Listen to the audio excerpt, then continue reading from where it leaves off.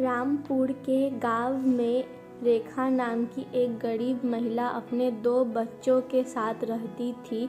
उसके बेटे का नाम अंशु और बेटी का नाम खुशी था।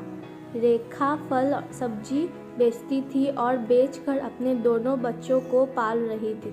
जैसे तैसे गरीबी के दिन कट रहे थे। कुछ ही दिनों बाद दीपावली का दिन आ गया, जिससे रेखा का फल की दुकान अच्छी चल रही थी। थोड़ी देर में उसकी बेटी दुकान पर आ गई और एक आदमी ने उसे कहा फल बेचने को मना कर दिया।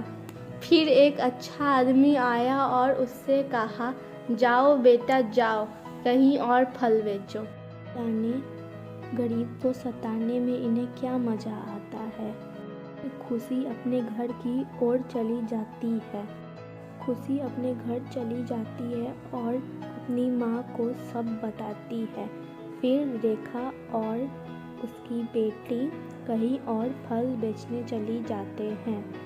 इसी तरह कुछ दिन बीत जाते हैं। रेखा कुछ खास पैसे नहीं कमा पाती है।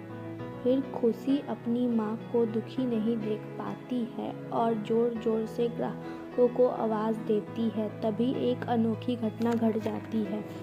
अचानक एक छोटी लड़की सड़क के बीचों बीच चली आती है और सामने से एक गाड़ी आ रही होती है।